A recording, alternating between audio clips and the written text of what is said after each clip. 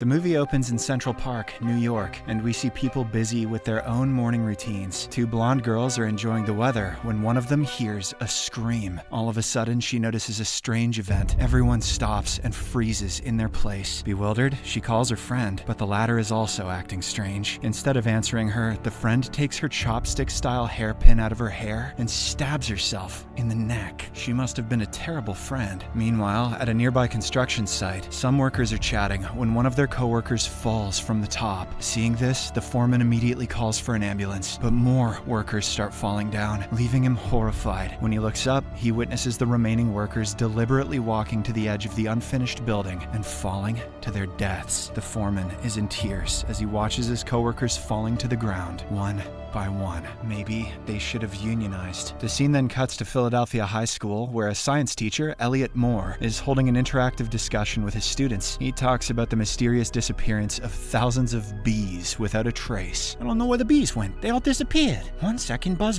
The next, I don't even know. Their discussion is suddenly interrupted by the vice principal, who calls Elliot for an emergency staff meeting. She leads him to the auditorium where all the staff members have gathered. The principal informs everyone about the events that transpired in Central Park. He assumes it to be a bioterrorist attack using an airborne neurotoxin. The signs of infection are confused speech, followed by physical disorientation and loss of direction, which ultimately leads to death. The principal instructs the teachers to stop the classes and dismiss the students for now. Later, as Elliot prepares to leave, his mathematician colleague Julian shows up and asks him to come with him on a train out of Philadelphia. Elliot agrees and heads home to get his wife Alma, while Julian goes to pick up his daughter, Jess. Afterwards, the two duos meet at the local station. While waiting for their train, they listen to a news report about the quick-spreading neurotoxin, which attacks the brain's functions. Elliot asks about Julian's wife and learns that she is stuck in traffic, so she will be boarding another train to join them later. Meanwhile, the Rittenhouse Park of Philadelphia is full of people. A cop walks through a traffic jam and stops to talk to a taxi driver about the chilly weather. All of a sudden, a wind gushes by, and everyone freezes in their tracks just like in New York. Moments later,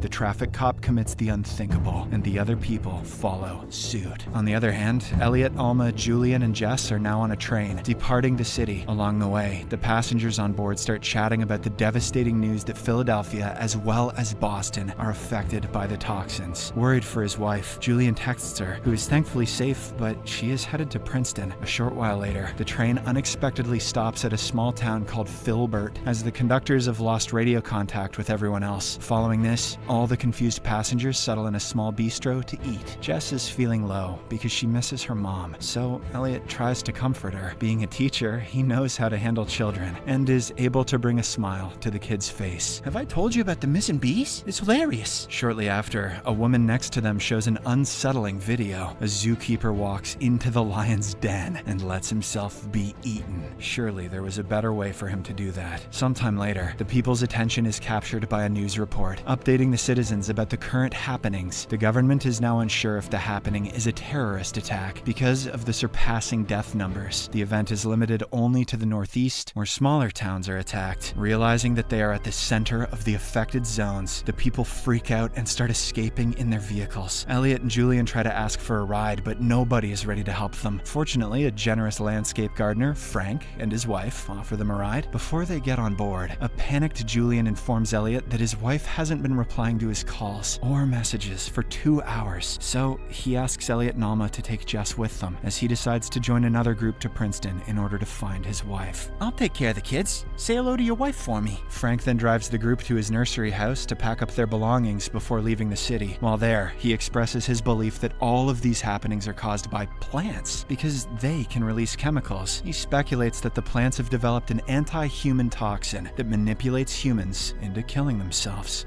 I'd be mad if I were the trees too. After a few hours of driving, Julian arrives at Princeton, where they are greeted by a grim sight. Dozens of people hanging from trees over the road. How'd they get up there? Julian hurriedly instructs the passengers to shut all the vents in the car so that the wind won't enter inside. However, there's a small opening at the vehicle's roof, which he notices too late. Suddenly, the driver stops the vehicle for a moment before ramming it into a tree, resulting in the passenger's demise. Julian, the sole survivor, steps out of the vehicle and sits in the middle of the road. He then grabs a glass shard and commits the unthinkable. Meanwhile, Frank and the group drive through the country road, heading to a safe city. After a while, they suddenly stop as they notice something at a distance ahead. Elliot uses his binoculars and discovers that it's dead people. Realizing that it's not safe to move in that direction, the group decides to take a U-turn, seeking an alternate route. Not long after, they arrive at a road junction where they meet a private soldier, Oster. He tells them that everyone in his direction committed the unthinkable. Eventually, the other cars also arrive there, all reporting similar horrors on their way. Faced with death in every direction, they decide to wait there and think of the next step. During this tense moment, a woman receives a call from her daughter, who is alone in Princeton. At first, the phone call seems okay, but suddenly, the daughter speaks in disorganized speech. "I'm doing fine, Mom. Don't worry about Mo Long Johnson." The next thing they hear is the breaking of glass and the gushing of wind. This makes Elliot realize that Princeton has also been infected and that Julian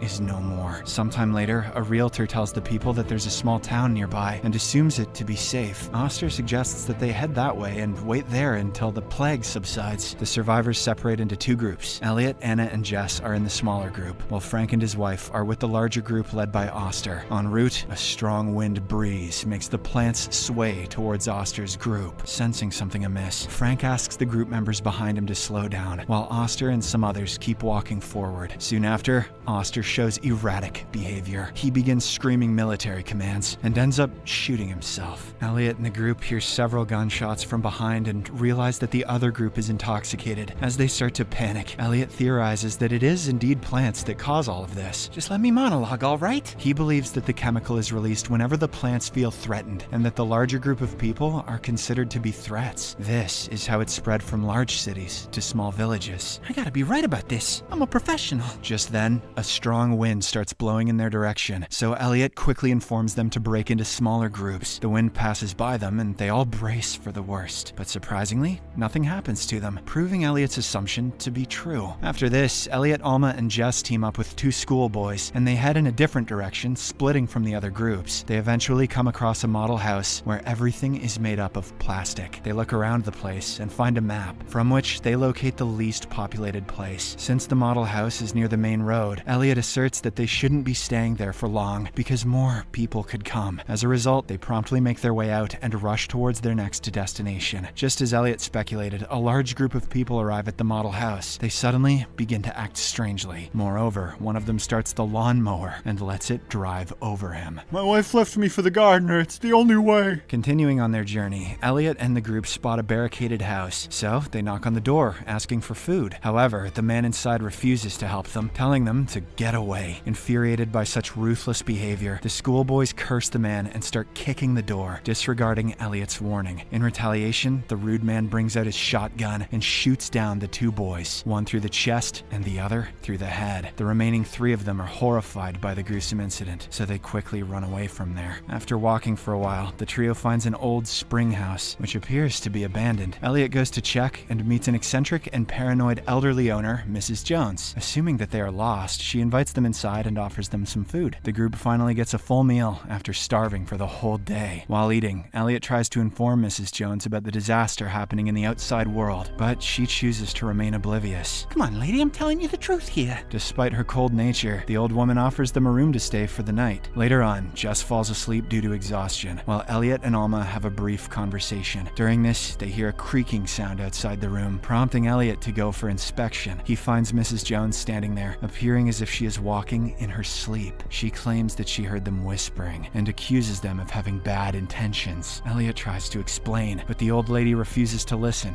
and walks away. The next morning, Elliot wakes up and sees that his wife and Jess are not in bed. He then walks downstairs and knocks on Mrs. Jones's room to ask about their whereabouts. However, he only finds a creepy doll lying on her bed. Seconds later, the old lady appears from behind and accuses him of being a thief. She orders them to leave right away before storming outside. Elliot decides to follow her to explain, but he notices her acting strangely in the garden. Suddenly, a wind gushes, and sensing something amiss, Elliot quickly runs back before locking the door from inside. Now that Mrs. Jones is affected by the toxin, she bangs her head through the glass windows, letting the wind inside. In a state state of panic. Elliot hurriedly locks himself inside a room and puts a blockage to the gap beneath the door.